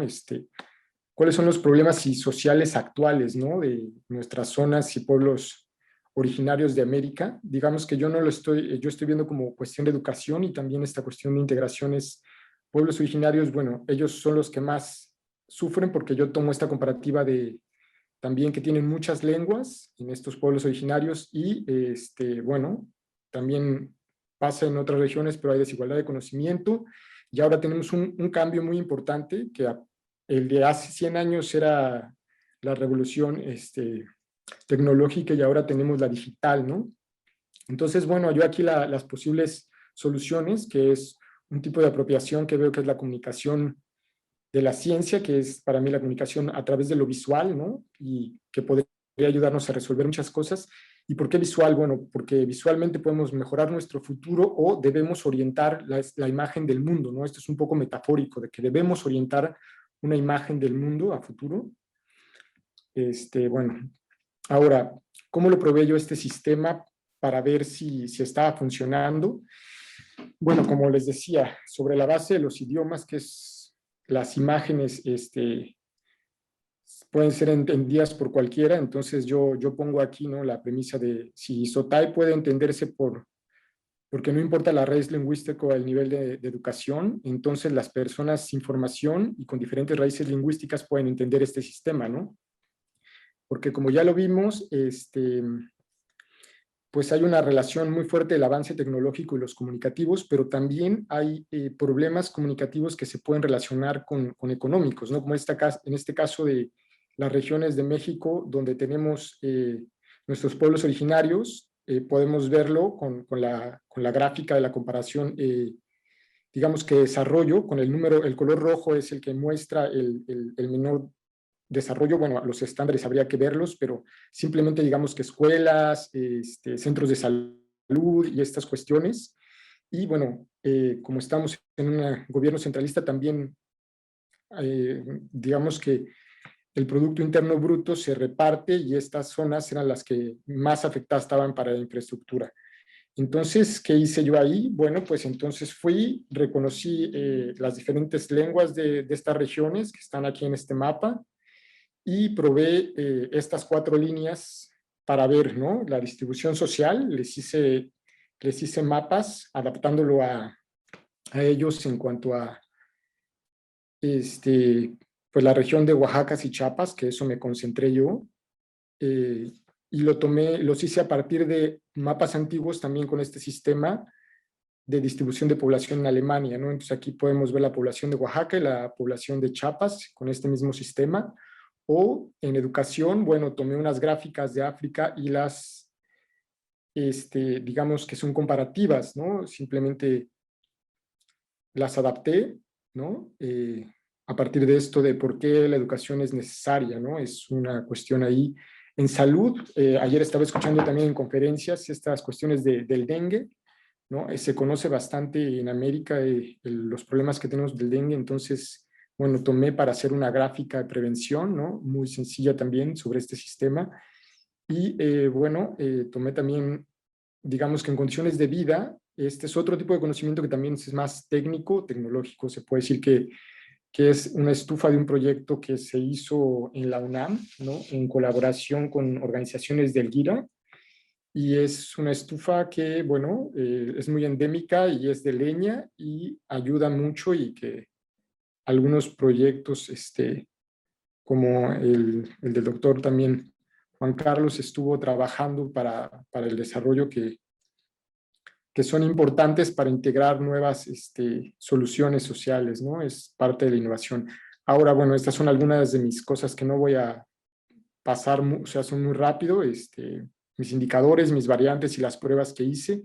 Y aquí tengo un porcentaje, ¿no? Yo le tuve que al diseño original añadir un mapa de México, porque la gente no sabía cómo se veía su región, ¿no? Estamos hablando de problemas de educación y lingüísticos, pero la gente no sabía cómo era la región. Entonces, bueno, ya después la gente identifica que es un mapa, pero aquí hay algunos resultados, ¿no? Pero de todos modos no entiende bien esta gráfica, porque son nuevos para ellos. Bueno, los niños en las 2 regiones me pedían mapas, porque ellos eran los que sí se daban cuenta que eran cuestiones de población.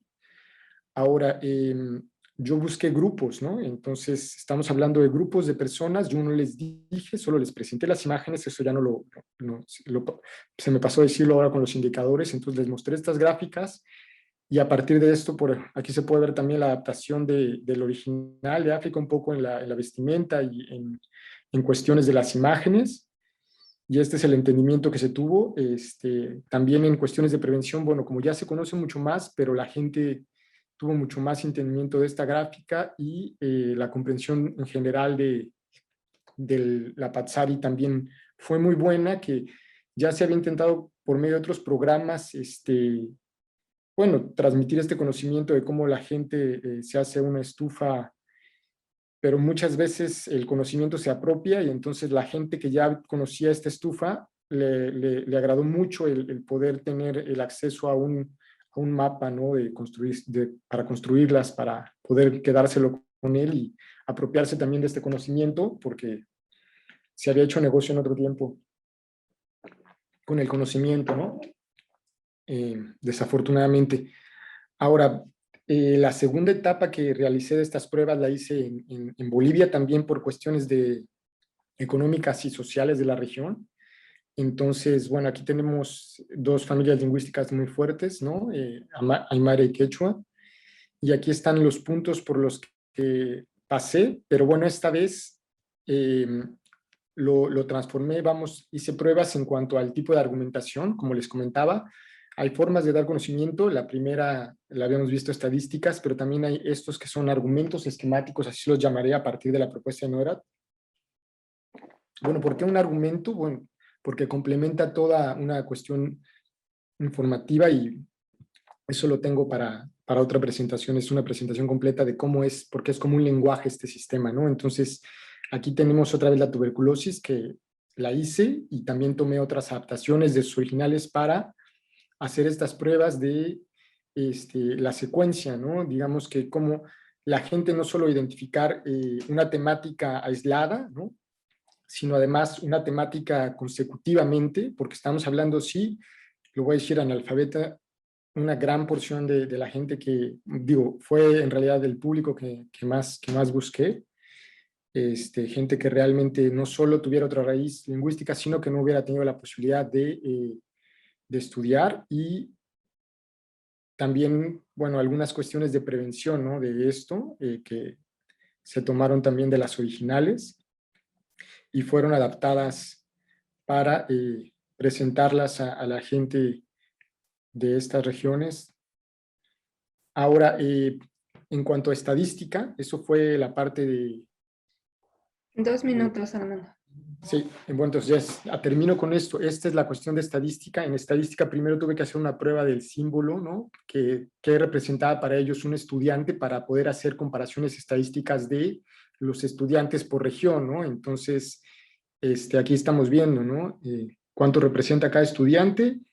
Y luego después también hice otro tipo de gráficas a partir de este sistema, diferentes distribuciones, digamos que de la información, también para ver cómo se recibía este entendimiento y qué tanto se podía presentar diferentes cuestiones de la educación en la región, ¿no? Entonces, bueno, todo esto son con datos de los institutos tanto de México como de Bolivia, de estadística y bueno, las variables aquí también las tenemos y los indicadores, ¿no? En este momento fue un poquito diferente porque, bueno, como les digo, este lenguaje es un tipo de lenguaje, ¿no?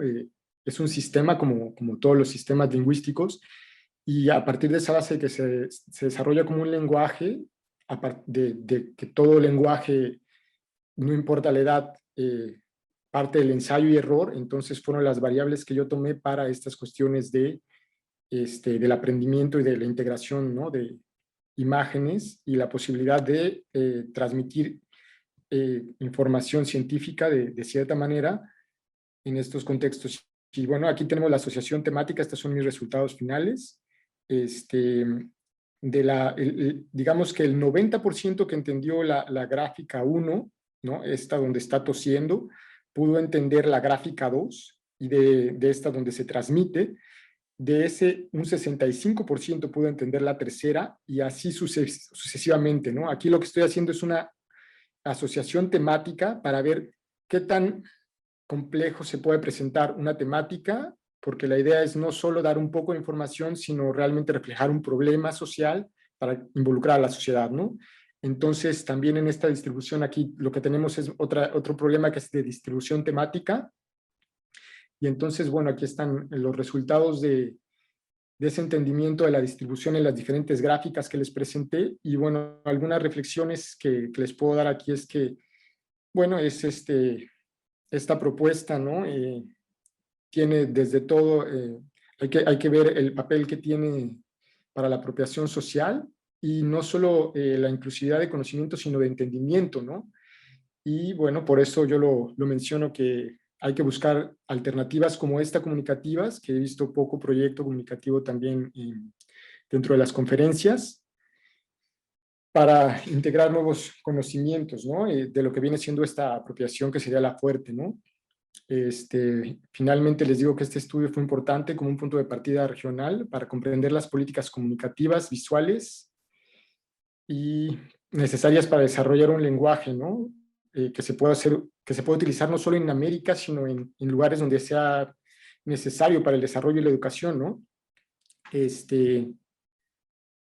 También nos puede servir este sistema para representar diferentes tipos de conocimientos, ¿no? En ese tiempo se hizo solo con científicos, también podemos presentar tradicionales, como otros que quería integrar como cómo hacer baños secos dentro de su misma, vamos, tecnologías regionales y otras cuestiones que se pueden investigar.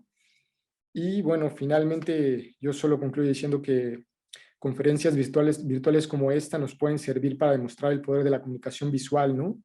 La cual debemos de comenzar a analizar como un instrumento para perfilar con fines educativos esta apropiación fuerte para el desarrollo de nuestras regiones, ¿no? Entonces, eso sería todo por mi parte.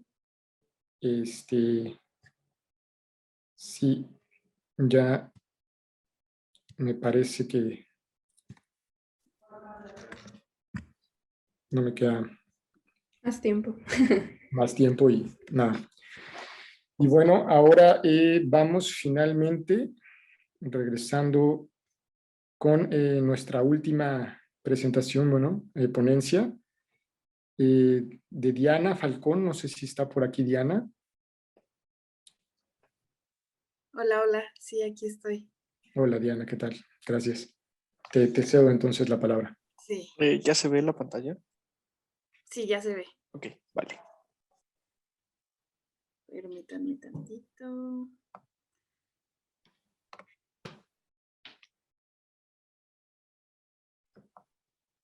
Listo.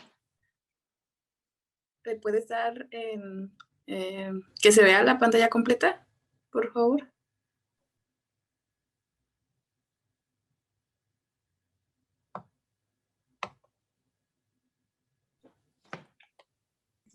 Se supone que está presentando, no sé cómo la ves.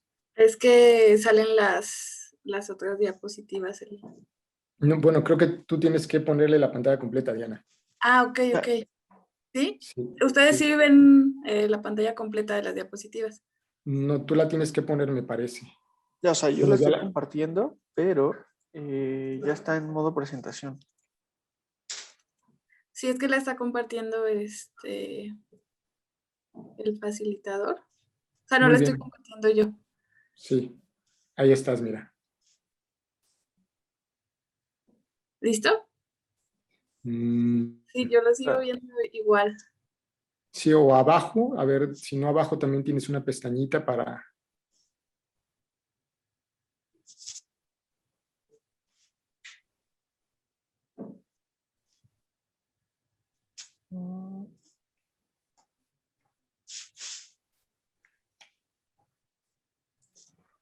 Si ya la dejaste de compartir, otra vez compártela, por favor. Sí, es la persona que nos está apoyando es quien la va a compartir. Ya creo que ya la está. Perfecto, ya. Bueno, Ya, pues sí se ve bastante bien, sí. Ahora sí ya se ve completo. ya. Muchas gracias. Bueno, primero buen día a todas y a todos los participantes de esta mesa panel. Me da mucho gusto compartir este espacio y pues conocer los distintos proyectos en los que están trabajando y que están relacionados con ciencia e interculturalidad. Y pues espero que esto dé pautas a futuras colaboraciones.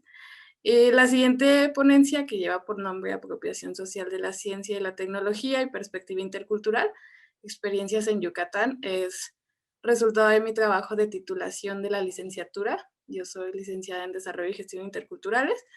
Y bueno, en mi tesis elaboré un estudio de caso, el cual partía de la pregunta principal de cómo generar un modelo de divulgación científica con perspectiva intercultural que pudiera facilitar la apropiación social de la ciencia en niños y niñas de edad escolarizada en CISAL, Yucatán, y como resultado o como objetivo de este estudio de caso, proponer una serie de orientaciones y de elementos que pudieran acercarnos a un modelo de divulgación y apropiación social con esta perspectiva. Siguiente, por favor.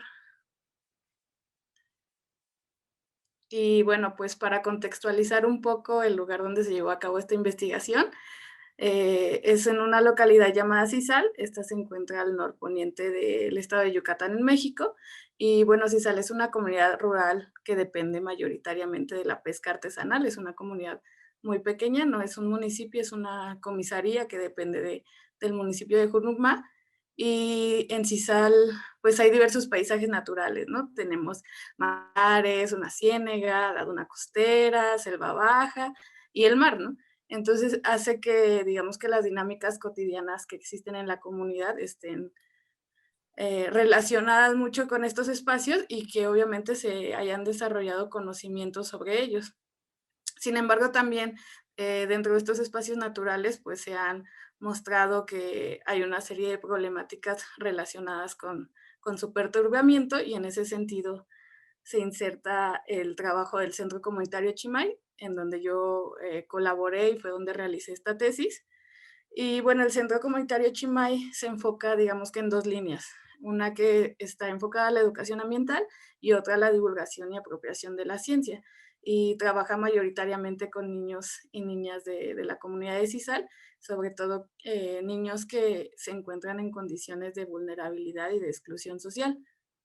Y cuando yo me inserto a esta labor del Centro Chimay, pues en realidad ahí fue cuando yo comienzo mis primeros acercamientos a distintas metodologías que trabajan educación, divulgación y apropiación de la ciencia.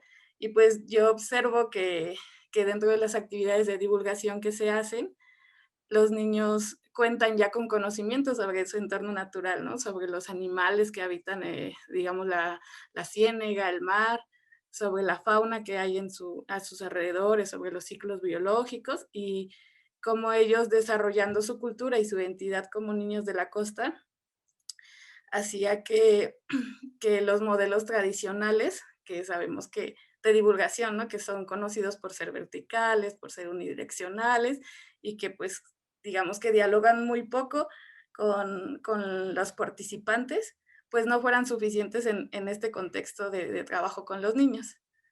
Siguiente, por favor.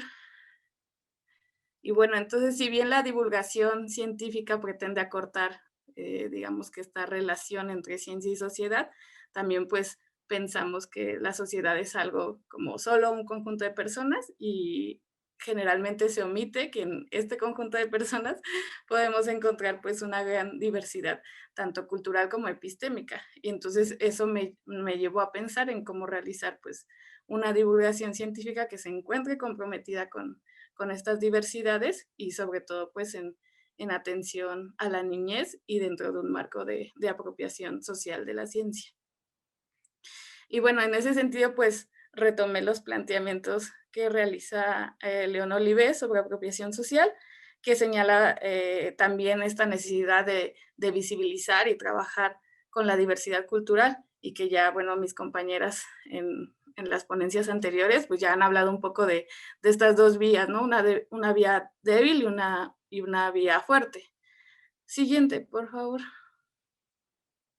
Y bueno, para visibilizar y trabajar con esta diversidad cultural, pues es necesario hablar de interculturalidad, que si bien podríamos pensar que la interculturalidad solo es como una simple relación, ¿no? Entre dos culturas, en este caso podría ser, ¿no? La cultura científica con la cultura local, Sin embargo, digamos que desde miradas y concepciones un poco más críticas, como la que realiza Catherine Walsh acerca de interculturalidad, pues se retoma como una estrategia, una acción y un proceso que implican condiciones de respeto, legitimidad, simetría y equidad, ¿no? Entonces, esto nos lleva a pensar que tenemos que reconocer primero el papel social, político y epistémico que juega la ciencia como este paradigma de saber, y cómo eso se ve reflejado, ¿no? en la manera en la que hacemos divulgación y cómo eso también configura la manera en la que se relaciona los conocimientos locales con los conocimientos científicos, la cultura científica con los conocimientos locales, y pues incluir una concepción de pluralismo epistemológico para que podamos pensar una divulgación científica que propicie el diálogo, pero en condiciones de respeto y de equidad. Siguiente, por favor. Y bueno, para esta investigación se desarrollaron 8 talleres que llevaron por nombre Jugando y Construyendo por mi Planeta. Estos talleres fueron de divulgación científica enfocados a la educación ambiental, y ahí participaron niños de entre 6 y 8 niños por taller, con edades que oscilaban dentro de los 5 y 11 años. Y bueno, estos niños ya han sido participantes de otros procesos y otros programas del centro comunitario.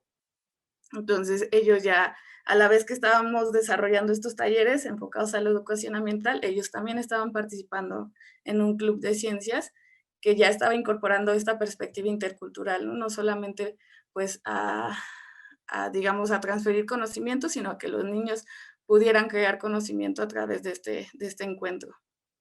Y bueno, el objetivo de estos talleres, digamos, en la parte de mi investigación, fue que yo pudiera ir introduciendo esta perspectiva intercultural en la divulgación científica y poder observar cómo se podían propiciar procesos de apropiación de la ciencia, y que yo me diera pues los componentes para acercarme a un modelo de divulgación y apropiación con esta perspectiva.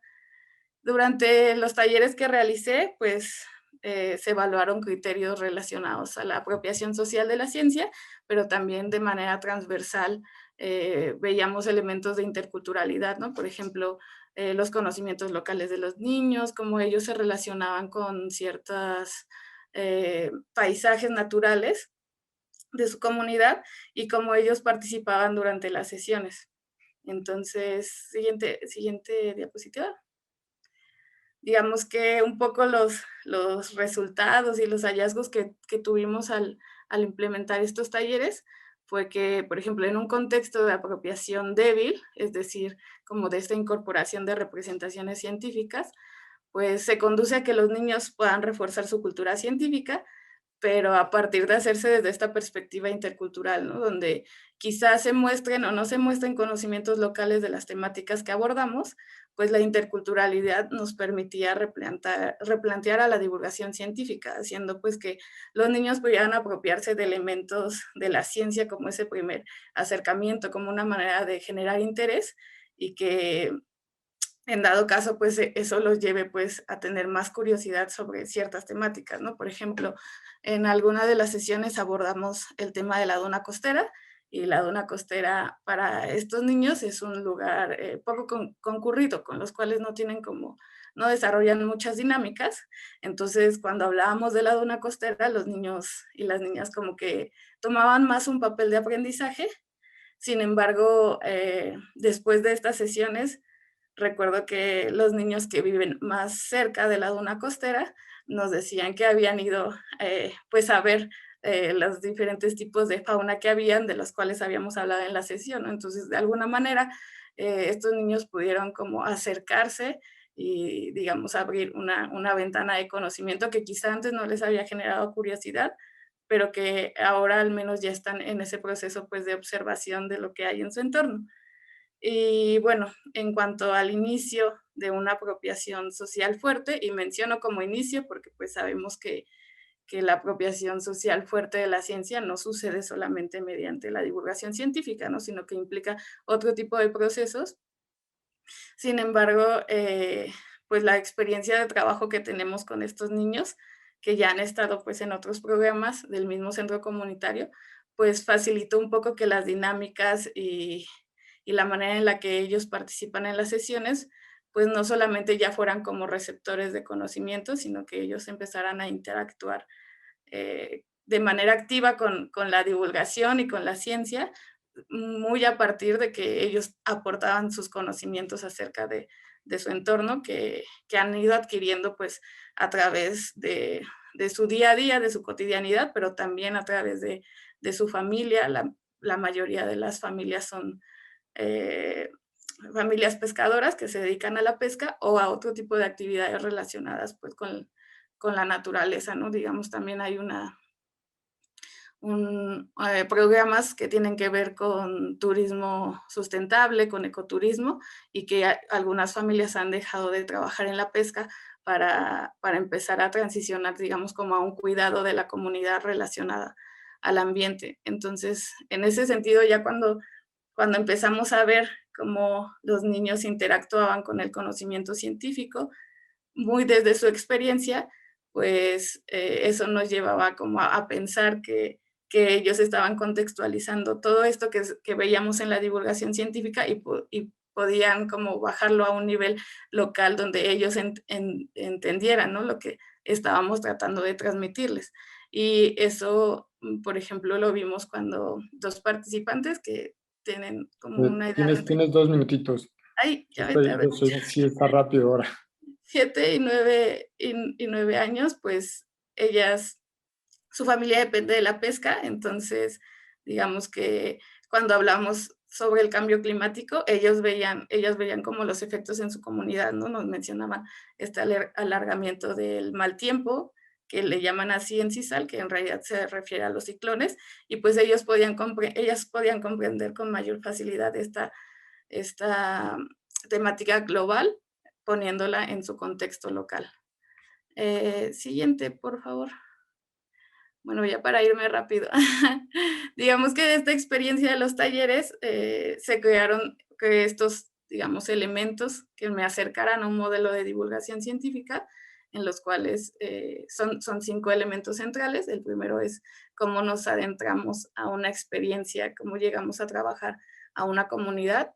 Primero puede ser a través de cuando no existen experiencias de trabajo, como llegar a partir de actores clave, y cuando ya existen experiencias de trabajo, como dar seguimiento a estas experiencias y hacer una caracterización de la comunidad, ¿no?, bajo 4 ejes, que es lo social, lo natural, lo económico y lo cultural, que nos podría dar, digamos que, perspectivas o elementos más idóneos para hacer alguna intervención.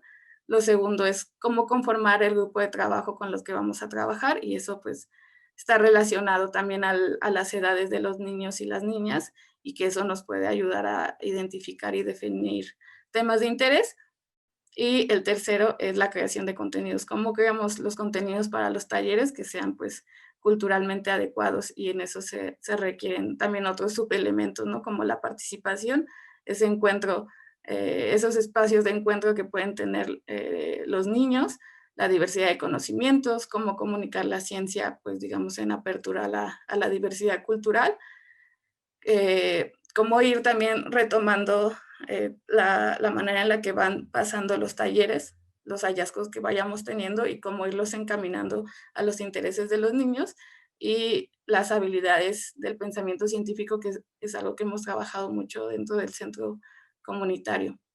Y el cuarto elemento, que es pues la evaluación y la sistematización. ¿Qué pasa? ¿Cómo evaluamos estos procesos de apropiación y cómo los sistematizamos para ir de alguna manera moldeando este modelo de divulgación? Y la quinta, que son elementos transversales, ¿no? La capacitación de talleristas, tener equipos multidisciplinarios para este tipo de proyectos, y el registro de conocimientos para crear materiales de divulgación científica intercultural. Y bueno, ya para poner algunas conclusiones, siguiente, por favor.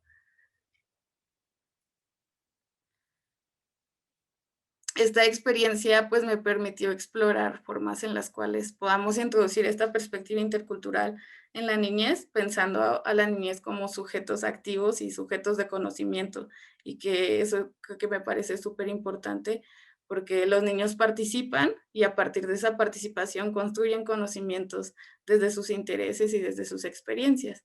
Y bueno, relacionado a esta cuestión de interculturalidad, que sea un puente para propiciar procesos de apropiación social de la ciencia, pero también con un compromiso, digamos, con la diversidad cultural y epistémica que tenemos en México y, bueno, en general, ¿no? En el mundo, pero específicamente en este caso en México. Y pues este estudio de caso, pues se piensa que Sí, pueda cooperar hacia los procesos hacia los espacios y las propuestas que se están gestando para atender a a la niñez, sobre todo pues una niñez que se encuentra en condiciones de exclusión y de vulnerabilidad social. Muchas muchas gracias. gracias, Diana. Ya, gracias, Diana. Ahora vamos con nuestra última presentación. Bueno, es la del doctor Juan Carlos. Vamos a ver si Carlos estás por ahí, ya que para Sí, poder cerrar la mesa. la pongo. Sí, Y por favor. Gracias. bueno, tuve algunos problemitas y algunas otras cuestiones encimadas, pero puedo escuchar la mayoría de las presentaciones y justo por ello voy a hacer, para tratar de enlazar las últimas, pues no trataré de repetir un poco esta situación me parece muy interesante lo que se ha hablado en torno a la comunicación y sobre todo trataré de abordar un concepto que sería el de prácticas transformadoras, principalmente como algo que va muy en consonancia con lo que se necesita trabajar en la apropiación fuerte que ha mencionado la colega, que me parece sumamente relevante y que, bueno, ha sido generalmente uno de los puntos débiles de la apropiación y sobre todo para tener un fundamento epistémico. Entonces, bueno, bueno, pues me iré un poquito también por la cuestión de los tiempos. Discutiré más sobre todo esto, ¿no? En este sentido, el punto, digamos, que me interesa tratar, ya hemos visto un poquito algunas caracterizaciones de la apropiación. Es importante ver que en muchos momentos situarnos que tenemos generalmente una visión un tanto más de lo que sería una situación más prescriptiva, un asunto en donde muchas veces el término de apropiación tiene mucha presencia, sobre todo en Iberoamérica, pero muchas veces entendida como un asunto donde aparentemente, y ese es el gran avance del doctor Olivé, se da de manera aparentemente digamos, como un proceso donde el receptor escucha al emisor y automáticamente se apropia de ciertas cosas. Y esto hemos visto en muchos mensajes, sobre todo ahora que estamos viviendo esta pandemia, es un error, ¿no? Por eso mi interés un poco centrado en dejar de lado esta imagen prescriptiva, que incluso tomo un fragmento en este párrafo del CONACYT en su convocatoria, donde menciona que el conocimiento generado, digamos, debe socializarse, debe de tener un impacto real, una apropiación social, pero bueno, el punto es que siempre esta apropiación social se toma desde esta prescripción, en donde, bueno, si bien es cierto existe esta distinción, incluso con el mismo doctor Olivé en algunos seminarios discutimos la situación de que esta imagen prescriptiva en muchos momentos tenía que ir más allá, ¿no? Y es un buen punto hacerlo a través de casos, por eso fue muy interesante o ha sido muy interesante observar todos los casos en esta mesa, porque principalmente eso es lo que nos dará cuenta de cómo y sobre todo cómo podemos entender esas prácticas. Bueno, para ir a este asunto, algunas preguntas, digamos, que voy a dejar de lado porque en muchos momentos estas preguntas serían, digamos, iniciales para entender qué es lo que perseguimos con la apropiación, porque también hay que ser muy enfáticos, ¿no?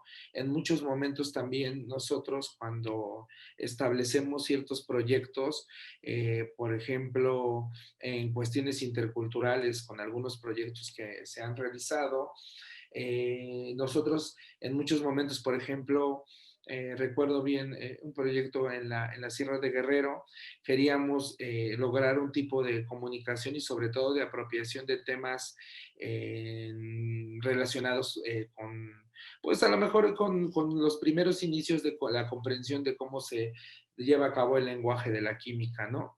Y en un momento determinado no vimos, no observamos el contexto, ¿no?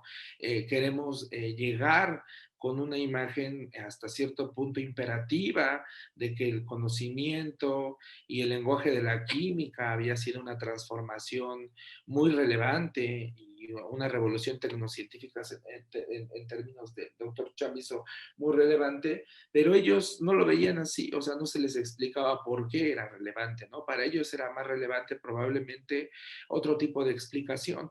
Entonces no hubo un diálogo, ¿no? A veces queremos lograr una apropiación, pero tenemos que hacer un diagnóstico conjunto, apropiación de qué tipo de temas, ¿no? Porque eso es una constante, ha sido un constante en el modelo de déficit, pero creo que también hemos estado cayendo en los últimos años en la comunicación. O sea, tenemos que empezar a transitar a un argumento más fino, más convencido hacia los mismos actores, hacia los mismos emisores o nosotros mismos, en donde el sujeto se forma su conocimiento a partir de una argumentación. Entonces, por ello en este sentido, y pasaré muy rápido porque me interesa sobre todo esto, tomo el concepto de práctica desde una posición epistémica, donde evidentemente, y no voy a escapar a esta situación platónica, ese tiene que justificar, digamos, y y será conocimiento cuando pueda justificar o tenga razones suficientes para creer en algo, en este caso en P. Entonces, si no tiene razones suficientes, puede refutarlo, puede cuestionarlo, puede no entenderlo o no puede apropiárselo, ¿no? En un momento determinado, si se le menciona que todos los días tiene que tomarse una pastilla para cierta cosa, pero no tiene razones, las razones solo son porque le está diciendo a lo mejor a alguna persona, pues esas razones tienen que ser cuestionadas, ¿no? En un momento determinado, si nosotros observamos en un momento en el cual ahorita se está discutiendo, sobre todo en algunas comunidades que se oponen abiertamente a ponerse cuando sea su turno la vacuna en un momento determinado, pues ahí se tienen que ofrecer razones más, no imperativos, ¿no? Entonces las razones convencerán al sujeto. ¿Por qué? Porque hay muchas razones, hay mucha evidencia con la vacuna, puedes tener una protección, no al 100%, pero sí no caer tal vez en una enfermedad grave. Hablo de la vacuna, bueno, ahorita la más famosa y la que todos esperan es la vacuna contra este terrible virus, ¿no? Y entonces en ese sentido podemos escuchar información que a lo mejor meta ruido, ¿no? Como decir, bueno, pero se generan esto y uno puede refutar, pero son 6 casos y así vamos. El asunto es ir convenciendo, no convenciéndonos interactivamente, ¿no? Creo que ese punto muchas veces lo discutí con el doctor Olives, era el hilar fino con esa parte, ¿no? Y aquí, entonces, para esta parte, tomo este concepto de práctica, que la práctica ayuda precisamente a, como todo buen, y esto tomado desde esta práctica epistémica, todos los sujetos podemos desarrollar una práctica con conocimiento que sea epistémica y que en esa práctica aprendamos las cosas, digamos, buenas, eficaces de alguna otra comunidad, ¿no? En ese sentido, no importa que sean, aquí estoy totalmente, comparto totalmente esta situación intercultural, donde no solo aprendemos de la ciencia o de los conocimientos científicos, sino también aprendemos de los conocimientos digamos, locales, originarios, y eso es muy importante, ¿no? Eso ya lo han discutido y el doctor Oliver lo ha puesto muy en boga. Entonces, yo lo que quiero llegar un poquito con esto, para no repetir, porque eso sería un poco el planteamiento, es mostrarles un poco el modelo, ¿no? El modelo de cómo podríamos apoyarnos en esta parte, ¿no? Y bueno, lo tomo de Toulmin, que es un modelo y que lo sintetizo así, y lo trataré de ir mostrando con otra diapositiva, donde la idea es que el sujeto en un momento determinado tiene datos, ¿no? Estos datos los tiene a través de un cualificador que es el lenguaje, ¿no? Este lenguaje lo hablamos todos en común, pero muchas veces también puede ser un lenguaje entre dos sentidos, ¿no? Esto es muy interesante, por ejemplo, que en muchas comunidades bilingües la discusión no se limita solo a un lenguaje, inclusive no solo al lenguaje científico, y no solo al lenguaje en el castellano, puede ser el inglés o puede ser con otros. El asunto es tener disposición de discutir, ¿no? Aquí el asunto de los datos es que hay una garantía, pero esa garantía no es de facto una falacia de autoridad, es una falacia, perdón, es un conocimiento, un enunciado que puede discutirse sin ningún problema, ¿no? Entonces, para este asunto, nosotros tenemos un sustento. Esos sustentos, evidentemente, entre más sustentos tengamos, mejor será esa argumentación.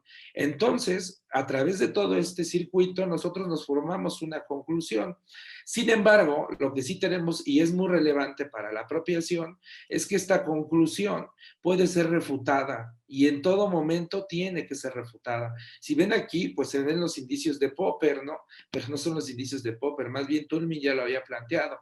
¿Qué pasa con este asunto? Esta refutación genera un diálogo constructivo en el cual los argumentos o los sustentos que debe de presentar aquel que decida tomar una decisión o apropiarse de un conocimiento, en este caso los niños, yo estoy de acuerdo que con los niños es con quien tenemos el futuro totalmente, o bueno, son los que pueden hacer un poco revertir esta situación. Ya hemos demostrado que nosotros no precisamente estamos propensos a esta refutación.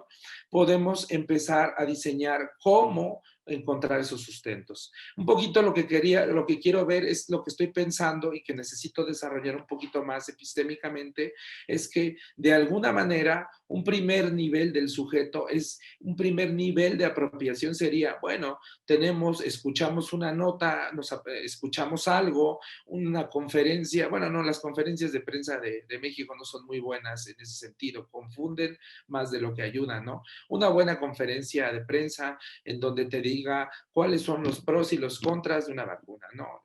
Se me ocurre a lo mejor este tipo de comunicaciones que hace el doctor Macías, un médico muy connotado en México, que te va diciendo, bueno, es esto. No a la primera nos quedamos todos, escuchamos y decimos, como que no está tan mal, o sea, como que el problema no son las vacunas, o sea, es que yo no sabía de vacunas y no hay ninguna vacuna que te proteja al 100%. De hecho, hay vacunas que no nos podemos poner, o sea, porque tenemos efectos adversos por tener una situación, digamos, relacionada con el huevo, con algunas situaciones, ¿no? Eso es normal, eso lo sabemos todos, pero aparentemente le estamos exigiendo, o ¿por qué le exigimos a estas nuevas vacunas que sean eficaces al 100%? Eso nunca ha existido en la humanidad, pero bueno, se refuta. Entonces nosotros tenemos un primer contacto, este primer nivel podría ser el de la divulgación. Aquí yo no estoy en contra de la divulgación.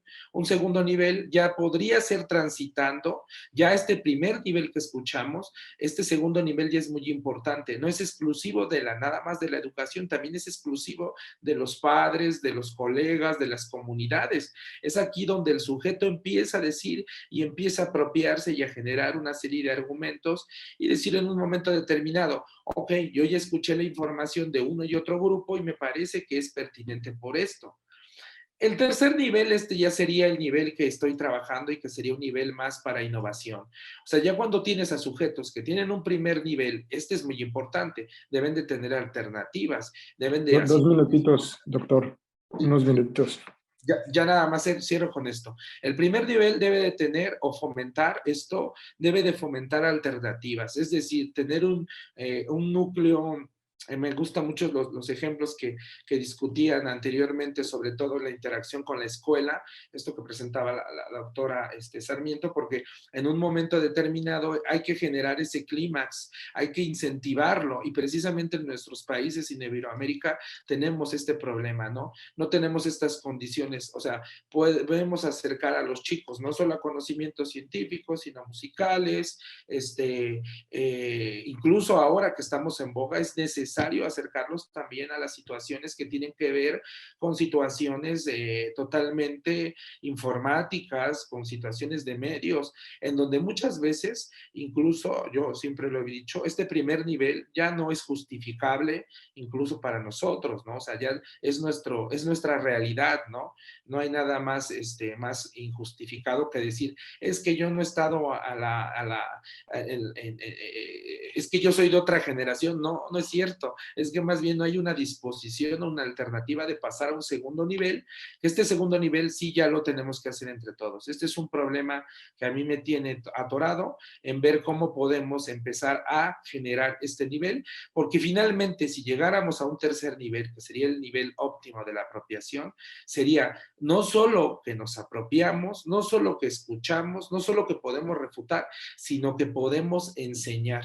Y en ese momento estamos ante un sujeto que no solo puede repetir, memorizar, comprender, apropiar ideas, sino que en un momento puede transformar prácticas. Y en ese sentido, yo quisiera, y esto es para cerrar, precisamente es el último eje o el concepto epistémico que ayudaría para esta apropiación, que son las prácticas transformadoras.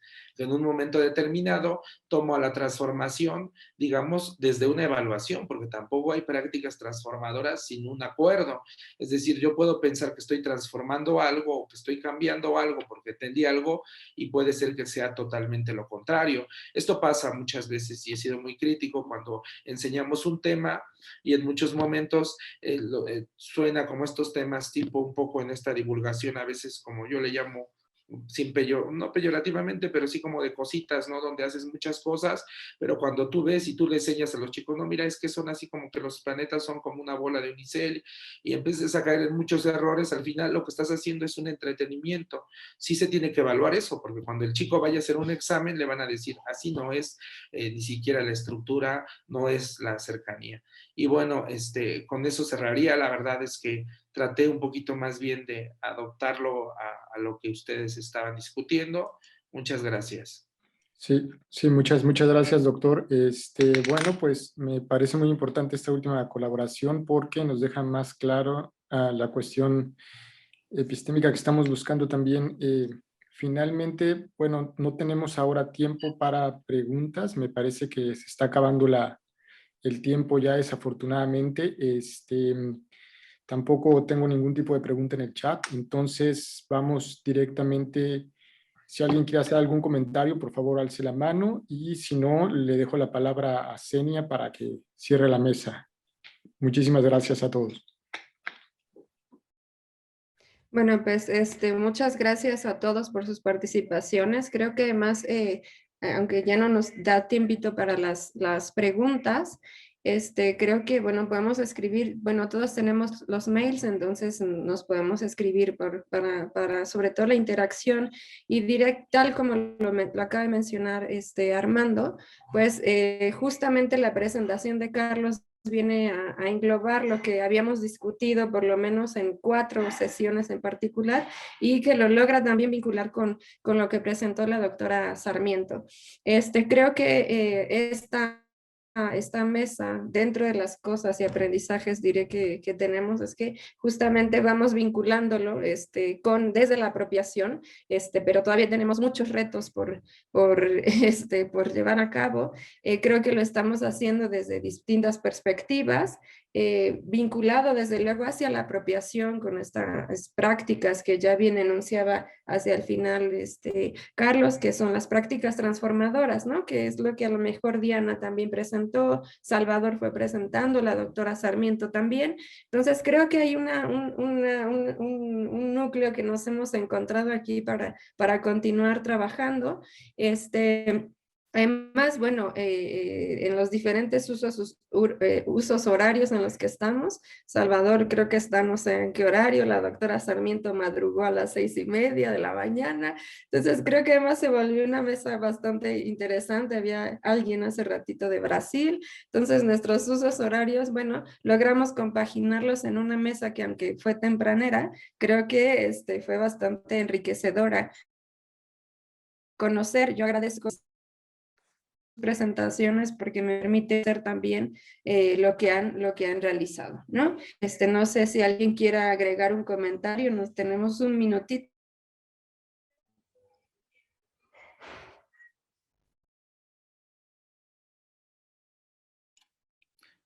Pues no sé, creo que, bueno, yo llegué un poco, pues, estaba escuchando, ¿no? Y un poquito, creo que si no hay comentarios, me parece que sí sería interesante establecer una interacción, sobre todo, por ejemplo, en esta parte que escuchaba al final con